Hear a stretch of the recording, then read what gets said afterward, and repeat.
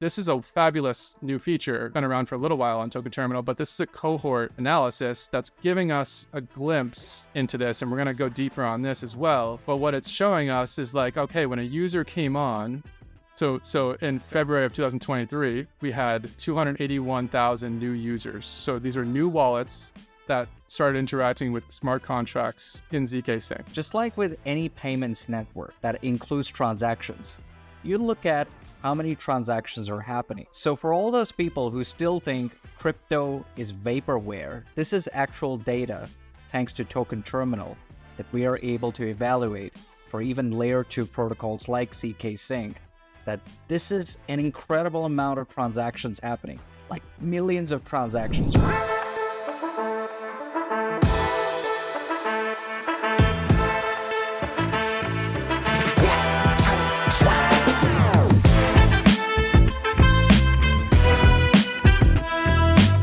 Welcome everyone to another episode of The Rundown, our second episode of 2024. We are pumped.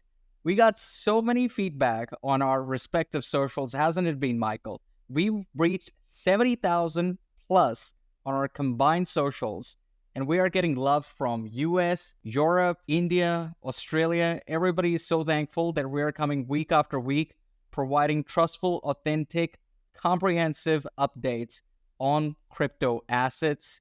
And I can't be more pumped. Our first episode of 2024 was received well. It was the highest viewed video on my YouTube channel. And I know that your YouTube channel is also growing now. All of your Substack users are now subscribing to the DeFi Report YouTube as well. So a great start to 2024 and welcome back again, Michael. Yeah, hello everybody. It's great to be back. And yeah, no, it's been exciting. I think we're on episode 9 now. So we're going into our second month. And yeah, the feedback has been good. You know, you and I have been in the space for a while, writing on LinkedIn. You know, I've been writing the DeFi Report for a while. I think people are enjoying the ability to see us get into a little bit more nuance with some of the research and the data. The feedback's been great. We've had some people requesting to come on as guests. So we may have some guests coming as well for people, which should be interesting for the viewers. And yeah, excited for 2024. We've got an exciting episode today. There's a lot going on in the markets. We're going to get into zkSync and zero knowledge rollups as well, and then go on chain and show some data there. So yeah, so pumped to get into it. Amazing, Michael. So let's start with the biggest driver for volatility on the crypto markets. Let's start with Bitcoin ETF and whatever news is happening. All that volatility. What is your take, Michael? Yeah, so it is ETF week, obviously, and this episode is going to drop on Friday. We always record these just a few days in advance to give the editors an opportunity to go ahead and clean up all of our ums and ahs and all of that. So we're actually recording this before the news drops. So when this comes out, we will know whether or not the initial ETF, which the SEC's deadline is January 10th, we'll know if that was approved or not. We saw like a bunch of volatility in the markets last week around this, which kind of caught my eye a little bit. I mean, I'm sure caught your eye a little bit as well, Shiv. We saw like this news story drop. I think it was the block that released this story about an analyst, Marcus Thielen, who was at Matrixport for a little while. And I think he just actually started his own research shop. He's somebody that, a good analyst, he's somebody that I follow on LinkedIn and provides really good information. But it was kind of interesting. Like the block basically cited Marcus in this news story about how there was a decent chance, or at least the market wasn't expecting that the ETF could actually be rejected. And the market sold off abruptly, I think plus 10% or so really quickly. Kind of interesting just to see this play out. It kind of got me thinking, you know, whenever I see stuff like this, I'm like, why did this story come out? I'm always asking, why am I reading something and why is the market reacting to it this way? No idea what's going on here. What I tried to glean out of this report was, is there some sort of new information that we didn't have previously that this news story is shedding a light on? Really didn't see it, to be honest. It was kind of like, well, there's lots of politics at play in the United States, and you know, this ETF isn't a slam dunk. I think we've known this for a while. And even like Bloomberg, you know, who's been really kind of on top of this, and they've put like a 90% chance of approval out there. They followed up and said they didn't think there was any new, you know, information that came out, at least from their viewpoint, that would suggest, you know, changing that 90% projected approval. So we'll see. I think, again, the takeaway for me was like, why am I reading this? Like, what's going on? Is this just a news story? Is this just the block trying to generate interest? Why is it happening? And then, of course, the market impact is the other piece of it. So you have this news story, it didn't seem like there was any real news there, but it impacted the markets severely because of sort of the setup with leverage in the system and funding rates, which I thought might be good to kind of jump into. I'll pause there and I could pull up the funding rate data and we can kind of look at this and I can show what sort of tends to happen in bull markets as the market got ahead of itself a little bit. So look, before you open up and show us those amazing visual charts that helps a lot of our Rundown podcast viewers and listeners to educate themselves on why these things are important, I just want to make a mention of what I thought about, this news piece. It's coming back to what we have discussed so many times. There is a need for a good, authentic, independent journalism, analytics approach, on-chain analysis approach, and just authentic people within crypto informing the world what is right, what is wrong. And that's why we started the Rundown.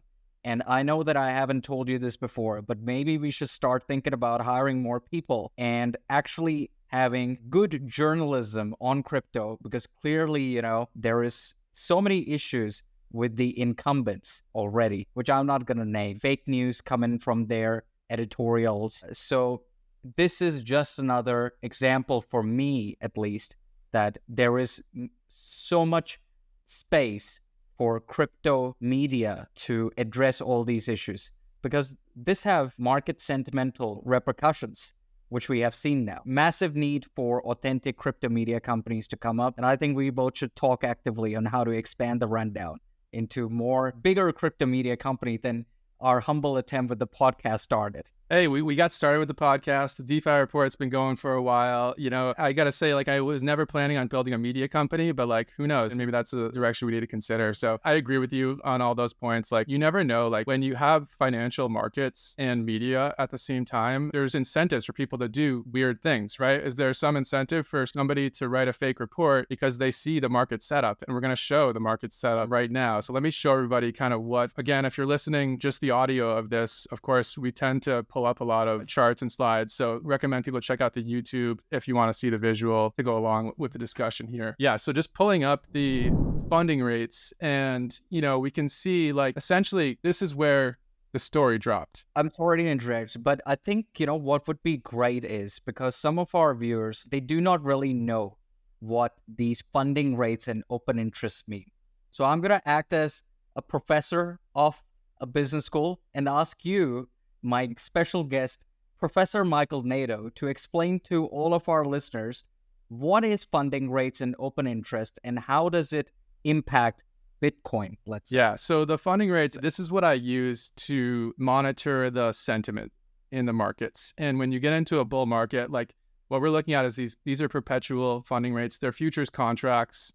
And it's showing sentiment of traders. So when everyone's expecting the price of Bitcoin to go up, you'll see the funding rates increase. And it's essentially the amount that people are paying, traders are paying to go long Bitcoin, right?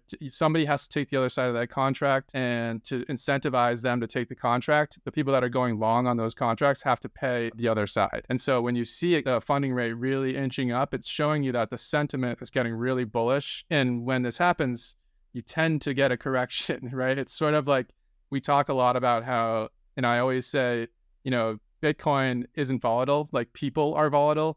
So when you see the funding rates going up, you're seeing volatility, you're seeing greed enter the market. And what happened here in relation to this news story that dropped, the market was getting a little bit out over its skis. We can see the funding rate peaked, up here. And then this news story hit. And essentially this just wipes out a lot of this greed that's in the market. And Bitcoin's price dropped about 10%. You can see the price is sort of the yellow line, and the green bars are the funding rates. The funding rates just dropped right out, and the price, of course, drops out with that. The open interest is really just the total, the sum of all the contracts that are out there. Again, that's just another way to sort of view what's happening in terms of sentiment and how much interest there is in the markets at the time. I think it's interesting to sort of pull this back. So I'm going to pull this chart back to show, when we look at it right now, we're seeing largely positive funding rates. When you see it go negative here, this is when you have more shorts entering the market. So a little bit more of a negative sentiment entering the market. And we can see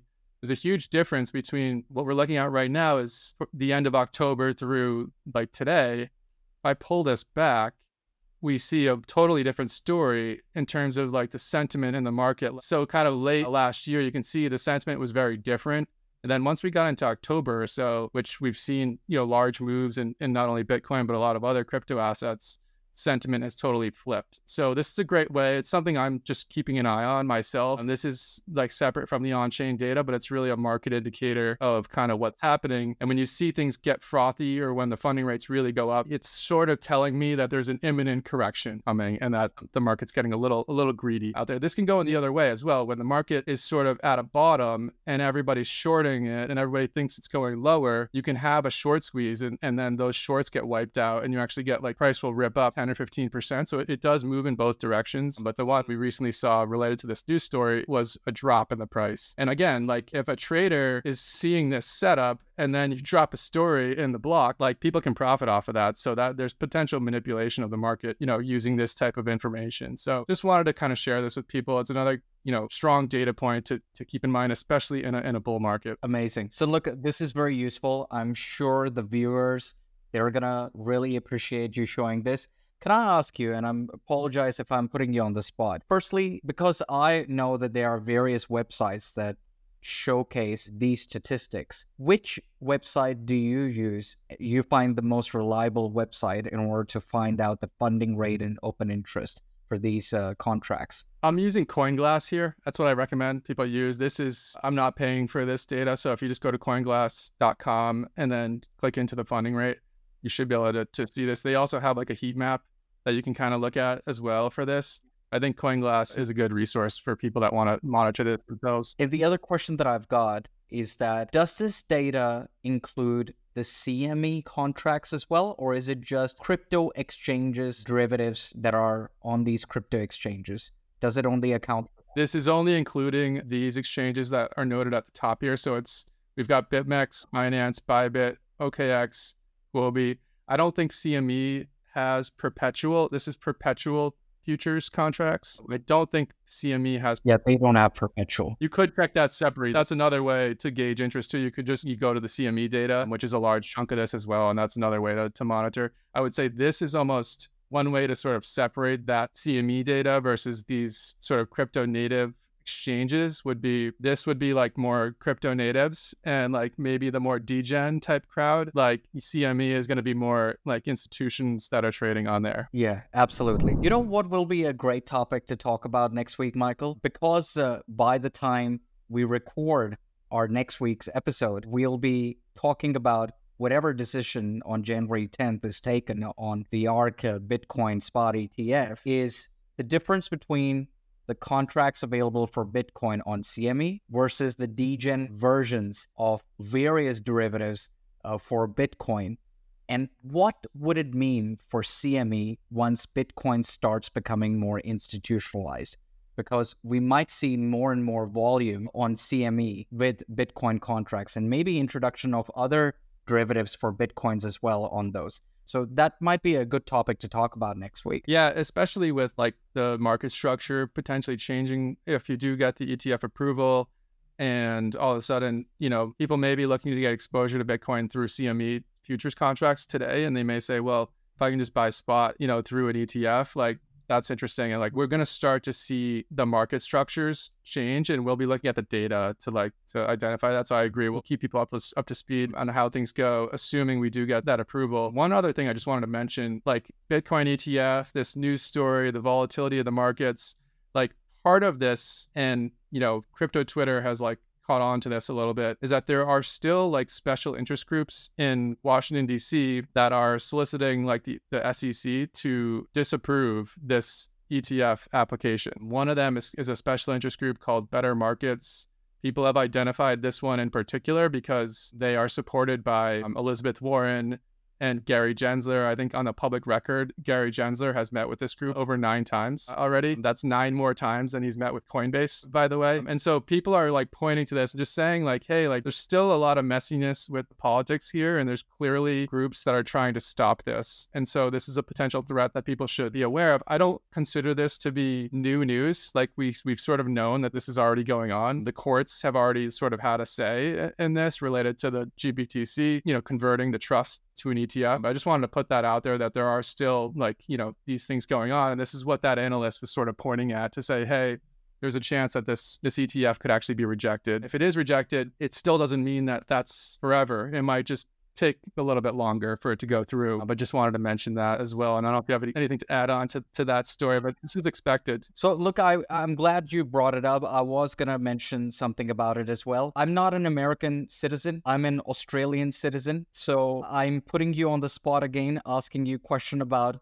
US politicians, but I think I speak on behalf of the Australian crypto industry because we all look up to US regulations because it's, the biggest economy in the world, and whatever they set for things like crypto, the other countries kind of follow it. Is Elizabeth Warren, I know she's people's representative, but is she qualified to talk how should we treat crypto or economics in general? What is her qualifications that make these comments and people follow it?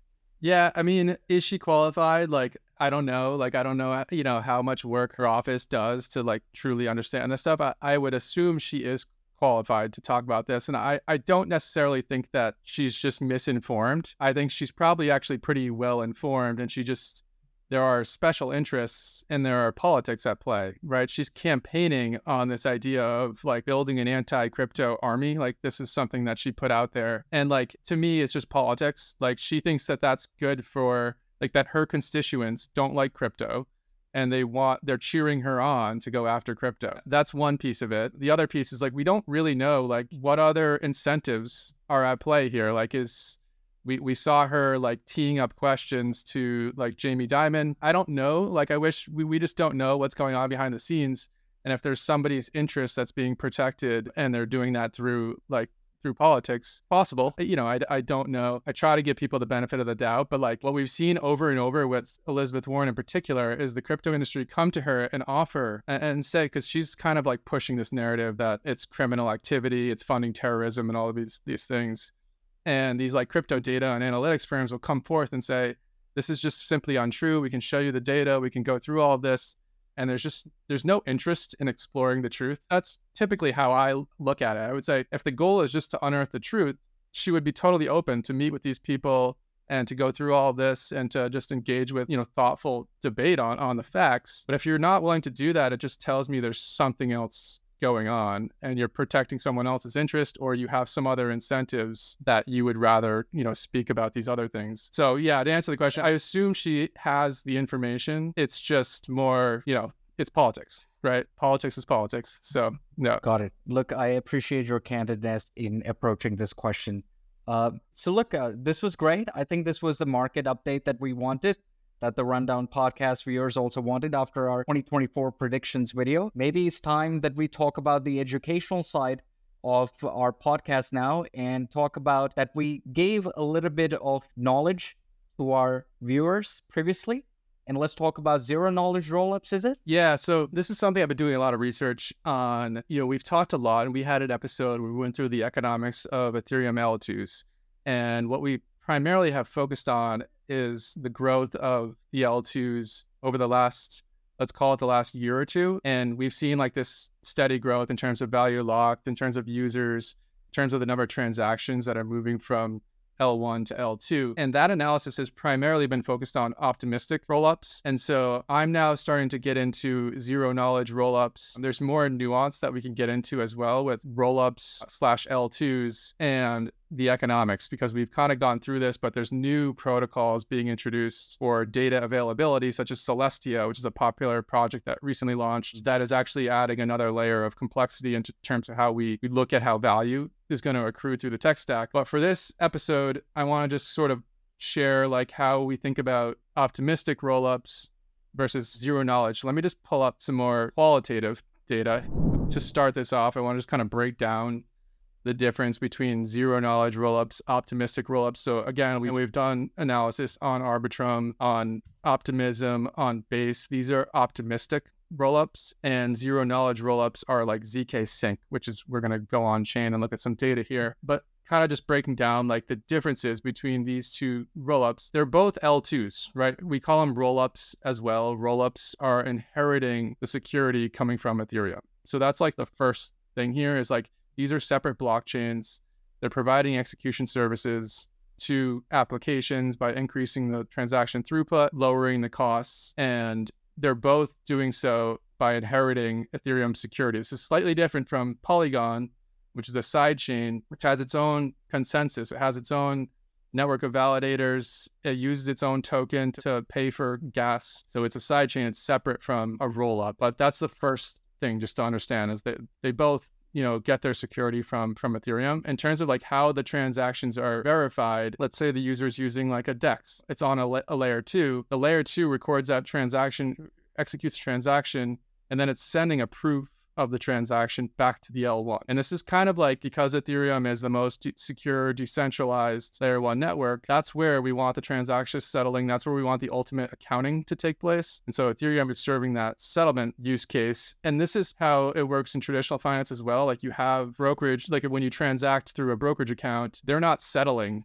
the transaction, they're executing the transaction, but it's actually settling at like the DTCC, which is sort of like the base layer of the tech stack. So it's kind of similar to how it works in traditional finance. The difference between optimistic and zero knowledge is just like the way that those transactions are settled down there. So with zero knowledge proofs, you're getting a validity proof. I'm not going to go into the technical elements of this, but you're getting a validity proof, which is just revealing like a proof that the transaction occurred without revealing all of the details behind that transaction in terms of who sent it, who the user was, who the recipient was, all the values, all that privacy is maintained there. And with an optimistic rollup, you've got fraud proofs. So optimistic rollups assume all transactions are automatically correct, and they send those transactions down to the L1. But then there's about a week-long fraud proof period where anybody can challenge whether those transactions are actually accurate. And if they're proven that they're correct, they are rewarded economically for challenging those transactions. But there's a week-long sort of period to do that. So that's one of the main differences. In terms of like the timing of the verification, because you have this 1 week fraud-proof period, optimistic rollups, it takes a week. So that's a pretty big difference in terms of like user experience and everything. If you're trying to withdraw the assets, you need to wait a week. With zero knowledge rollups, it's happening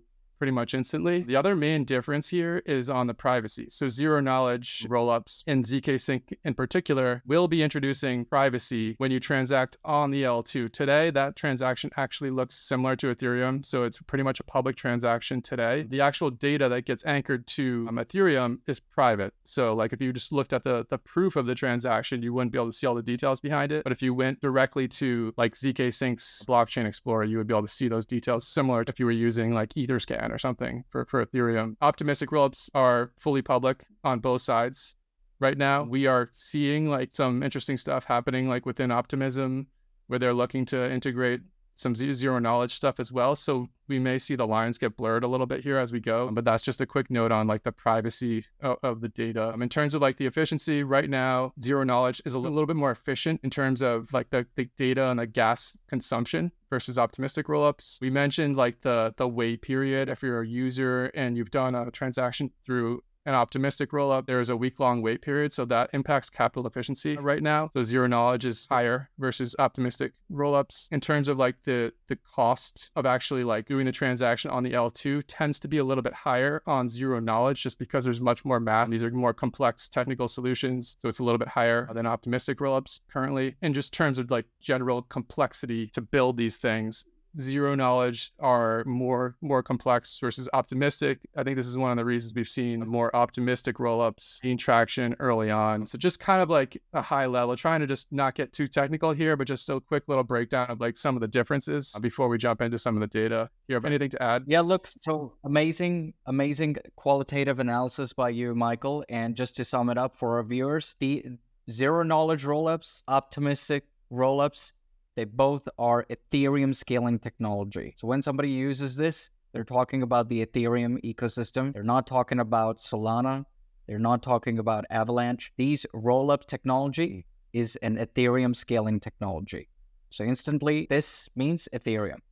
And as Michael has alluded, zero knowledge rollups, Somebody values privacy of data, zero knowledge rollups is for you. Somebody prioritizes transaction value to be lower, optimistic rollups is for you. So great qualitative analysis by you. Let's talk about zkSync then, if you got nothing further to add about these rollups. Yeah. I think like one thing that I try to keep in mind, too, I put this note down here at the bottom just to say, like, whenever you take a point in time and compare things, in crypto and really in anything, but particularly in crypto, like there's always going to be these differences that we can identify. Well, I always try to keep an eye on the fact that these things are going to change. And because they're permissionless systems, there's so much innovation happening. What we're really betting on is like the teams, their ability to execute, like how strong are the developers? Like, are they going to be able to sort of pivot and just sort of execute over time is really the key thing. A lot of people are just like getting really caught up in these technical differences today. I try to keep an eye on like, okay, these things are going to change as well. And we should just sort of anchor to the fact that, you know, we're betting on long-term on the ability to execute over a really long period of time. So just wanted to mention that. But yeah, I think it's time to go on chain, unless you had anything else to add here. No, let's go on chain with Token Terminal. I'll see you in the terminal.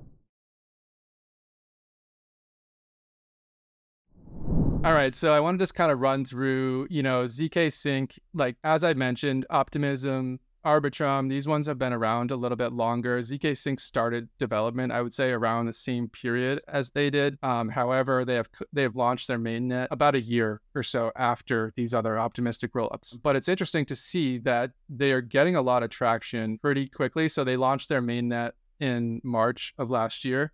So they haven't even been up for a year now. But they pretty much, in terms of on-chain activity, have caught up to Arbitrum, Optimism, which I want to kind of get into here. So we're looking at 180-day fees here. You know, as I mentioned, zkSync, they've raised $450 million, and that has allowed them to essentially bootstrap like this ecosystem and create a grants program and seed like a bunch of projects. So they already have like, and we'll get into some of the projects that are seeing the most usage later here, but there's quite a few projects already happening, which means there's users and there's revenues. So if we look at just the last 180 days, zkSync has done about $35 million in revenue. Of course, they are paying Ethereum and the Ethereum validators to anchor those proofs to the L1, and that has cost them $24 million.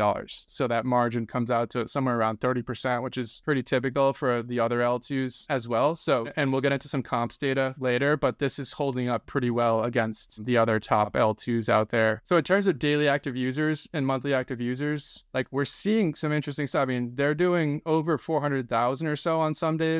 In terms of monthly active users, getting up over 3 million in some cases. So quite a bit of, you know, on-chain activity for zkSync. In terms of like how you would compare that to like Ethereum, they're actually getting more active users than Ethereum already. So again, they just launched the mainnet 10 months or so ago. Again, early, very, very early. One thing that we are actually like parsing deeper into some of this data, and hopefully we'll have some more insights looking forward, is actually really getting into understanding the nature of these early users. Because what tends to happen with a new project is there's all these like potential token airdrops and incentives for users to interact.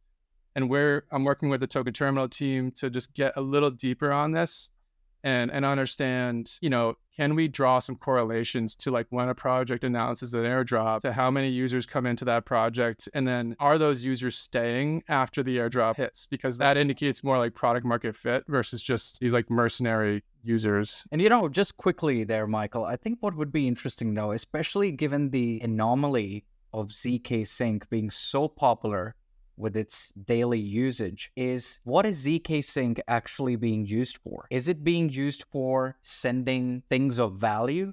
Or is it being used for, let's say, you know, exchange trading for tokens? Or is it being used because there have been some dApps, decentralized applications built using zkSync, and one or two are like that ChatGPT kind of application for zkSync ecosystem that everybody is using it? Or is it a game, or whatever it is? So it'll be great to drill down further, if not in this episode, but in future episodes, on what dApps are being used on zkSync that is driving all those activity, which is phenomenal. Yeah, no, I'm glad you asked the question too. So I'm going to get into, we have a pretty good breakdown of like which projects are seeing the most users, the most transactions, the most gas usage. So I'm going to get to this in a little bit. But yeah, let's move on to just transaction counts. So again, just looking at total transactions that are being executed on zkSync. For reference, Ethereum's doing around 1 million per day. So you're seeing zkSync getting up past Ethereum. Pretty interesting, right? So it tells me that like the L2 ecosystem is thriving, it's healthy, it's growing, and this is what we expected to see. This is basically what the Ethereum's roadmap, has been for a while, that it's going to scale in this modular format. And, this is confirming sort of that roadmap. So interesting to see this. Just on that graph, I do want to make a quick point over here, especially for all our viewers who are new to crypto. This is the data that you use to evaluate the fundamental value of a network. Just like with Visa, just like with MasterCard, just like with Discovery Network, just like with any payments network that includes transactions, you look at how many transactions are happening. So for all those people who still think crypto is vaporware, this is actual data, thanks to Token Terminal, that we are able to evaluate for even layer 2 protocols like zkSync, that this is an incredible amount of transactions happening, like millions of transactions, right, Michael? This is the value, right? This is the fundamental value of this network. I believe zkSync doesn't have a token at the moment, but in future it would have a token. But that's besides the point. The point is that this technology network has got value, and that's why we're seeing so many transactions there. Yeah, well said. Just moving on here, again, when you're looking at a lot of the fundamental data, when you're a layer 1 blockchain or a layer 2 blockchain, looking at the developer activity is obviously critical. And we're seeing like a nice increase on, so if you even just look going back just to like mid to late last year, the developer activity is picking up quite a bit on zkSync. So that's another like very bullish trend, because what that means is like they've sort of like bootstrapped the thing and with like a smaller set of developers, and now that has incentivized more developers to come in, and it's a sign that like, okay, there's people here, they're building things. This is a data point that like we're trying to actually go much deeper on this as well, and say like, okay, it's great that we have some data, this is coming from GitHub repositories, but like, can we go even deeper and identify projects where there are developers that we can just tell that they're 10x developers versus like the average developer? Because just a code commit from one developer to another, there can be massive differences, just like there is in anything else. And so we're going to be, digging deeper on this. But right now we can just see that, okay, there's just more activity. This is a positive sign. More developers, typically a leading indicator of more useful applications, which then means there's more users, which is that flywheel to more transactions, which we just showed, and more economic value, more utility of the actual blockchain. So nice to see developer activity growing as well. And I mentioned earlier, like one thing we tend to see with new projects, new layer 2s, is like this, the users will sort of circle around and look for airdrops, right? They're going to come interact, they're going to use their wallet and interact with smart contracts to sort of signal to the team that, hey, I'm a user, I'm loyal, send me your airdrop when you release it. This is a fabulous new feature. It's been around for a little while on Token Terminal, but this is a cohort analysis that's giving us a glimpse into this, and we're going to go deeper on this as well. But what it's showing us is like, okay, when a user came on, so in February of 2023, we had 281,000 new users. So these are new wallets that started interacting with smart contracts in zkSync. And if we start to look out, so after a month, so the next month, which means into March of last year, 72% of those came back, right? So that's kind of it. So we're starting to get a feel for, do we have mercenary users, right? Are they coming for something and then leaving and never coming back? This is showing us is that this is actually very, very strong. So, if you go out all the way out to 10 months, you still had 30% of those users interacting with the smart contracts. And you can see, like, for the most part, this is green. We've looked at a number of L2s to compare and see if there's something interesting going on here where there's some stickiness with the user on zkSync. And from what we can see is like there appears to be. So I'm just going to share, this is Arbitrum, right? So Arbitrum is very different looking, right? So this is the same exact time period. So Arbitrum had 1.2 million come in February of last year. But if you go out to month 10th, only 2% actually returned, and we're still using smart contracts. So it's interesting. I mean, we looked at a number of other L2s, and zkSync is far and away the stickiest we've observed. We still need to go deeper on the data to like understand why that's the case. But this is a really awesome feature on Token Terminal. Look, I have to say applause to Token Terminal and applause for you as well, Michael. I mean, this is the reason we started the rundown, right? We didn't start the rundown to open up price charts and draw triangles or draw dinosaur patterns there and tell people that Ethereum is going to go to the moon. There was a reason we claimed that rundown is going to be world's first crypto fundamentals educational podcast, and we had Token Terminal as a partner. And I want to applaud both of you for sharing such great insights and creating the technology where, you know, we can clearly see at a click of a button the difference between different protocols out there, what value they derive, and what is the difference between their fundamental indicators. And then, as a rational investment professional or as a rational investor of different asset classes, can evaluate these crypto assets, whether they make sense at a particular price or not. Just like how you did with Marinate Finance and Jito. There's something similar over here. So, great feature by Token Terminal. And great analysis by you, Michael. Yeah, thanks. So you had asked an awesome question, Shiv, like what types of projects are people actually using on zkSync? And what we've got here is, this is data that's extracted from Token Terminal using their trending contracts feature, which allows us to observe which contracts, which are essentially, you know, sync swap is a contract on zkSync, you know, which contracts are users interacting with the most. And what we're looking at is the last 180 days.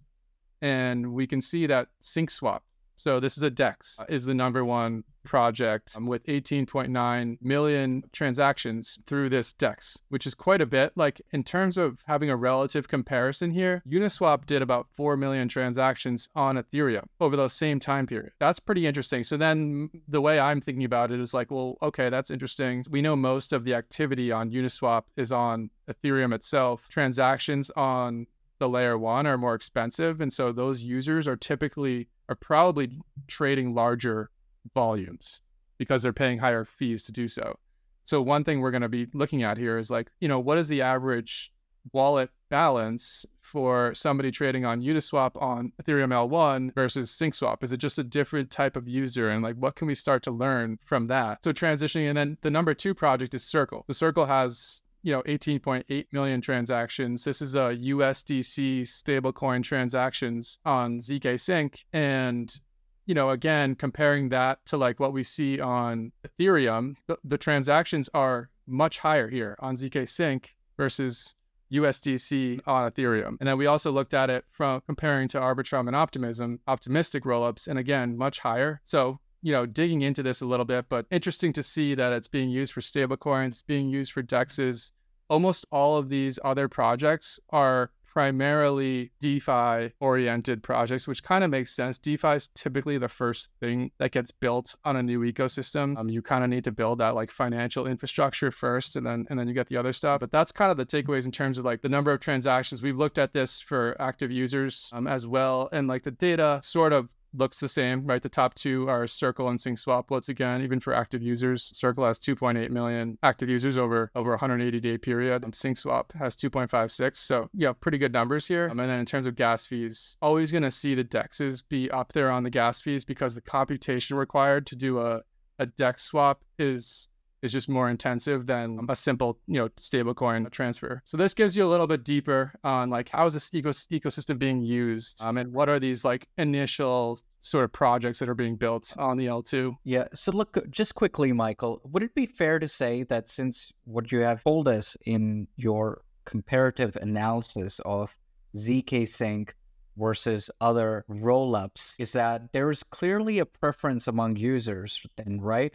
Who are exposed to zkSync, that they would rather prefer to use zkSync to interact with these smart contracts, such as they would rather use SyncSwap rather than using Uniswap if they are exposed to zkSync ecosystem. And that would then allude that these users value privacy because any smart contract transactions that they are doing, let's say on SyncSwap, is private. You can't really identify or nail down a user like you would with Uniswap. You can't really do that if somebody is interacting with these smart contracts on the zkSync ecosystem. Would it be a fair assumption or conclusion to make? Could be. So right now, the experience would be the same. So if you're doing that, the privacy on the L2, and this is on zkSync's roadmap, they're going to make these transactions private, but they're focused on scaling currently. So if you went to a SyncSwap transfer and went to a zkSync block explorer and observed it, you would see similar transparency that you would see on like an Ethereum block explorer. The privacy is when the data is anchored to Ethereum. So if you looked at the transaction, the proof of the transaction that went to Ethereum, you wouldn't be able to see all those details. Somewhat irrelevant just because you can still see them if you went to the L2 block explorer to see the execution of it. And that's one of the questions of like, what are the key differences between these optimistic rollups, these zero knowledge rollups, and then how does that start to point towards use cases? Will we start to get consensus amongst developers around like which style fits certain use cases? I would say that like this isn't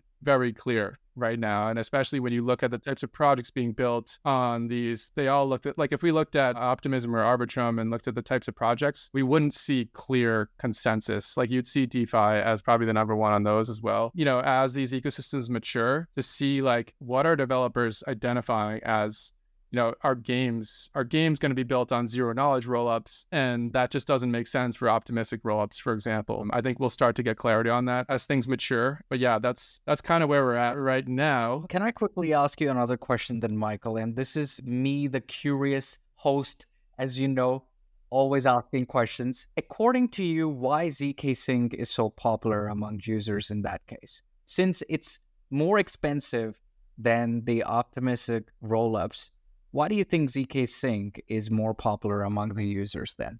So one of the like important things with any blockchain or L2 is how much money did these teams raise? And then how did they use that money to incentivize developers to come in? So there is a $200 million grant proposal from BitDAO, which basically is seeding a lot of these teams, I believe. So you had all of these projects that were actually being built on zkSync before their mainnet went live. So this is very strategic. They raised a ton of money, built all this while they were building the blockchain. They had projects already building with them. And then when they launched the mainnet, they've already got like almost like this distribution mechanism. They've got, you know, lots of users, developers, and it's easier to bootstrap it. From there, it's just, is this real, right? Are they coming over for airdrops? That's essentially the work that I'm doing now, is to determine, you know, are these mercenary users or are they going to stay? And then what are the interesting use cases that we can clearly see differentiated? I don't have the perfect answer to that just yet, but we can certainly see that there's a good amount of activity happening so far. So, and we thank you and Token Terminal for that. So this was great. Yeah, just to close it up, I want to just share some comps data. So let me pull that up. Just closing out here with some comps data. You know, as I mentioned, we talked a lot about the optimistic rollups in the prior L2 economics of Ethereum L2's episode. People can check out. So how does zkSync, right? They launched the mainnet, you know, after these projects started. Base actually launched after zkSync. So that's the newest one. But Arbitrum and Optimism were around before zkSync. You know, how are they stacking up just in terms of the last 6 months? You can see zkSync is number one in terms of revenues. In terms of like the gross margin, they're number two today, pretty close, you know, across the board. In terms of average daily active users, they're number one with a pretty nice like lead there, which is pretty interesting. 9-month user retention, we showed, you know, those user retention rates just blowing out these other projects out of the water on this user retention. So we're going to continue to monitor that. In terms of like the number of transactions over the last 180 days is average per day. zkSync is almost at 1 million per day. So again, number one against other optimistic rollup competitors. In terms of value locked, this is where they're a little bit behind. So number 4 in terms of total value locked. Core developers, number 1. We showed the growth in developer community. Transactions per second, they're also number 1 in this category. Total transactions, 160 million, number 1. And the average costs, they're all kind of close here. And this is going to be updated. The Ethereum network has an upgrade coming called EIP 4844, and this number should come down significantly once that's implemented. But yeah, pretty interesting to see like them pretty much leading in most of the important categories compared to these other L2s. So something we'll continue to monitor. But yeah, that's zkSync for now.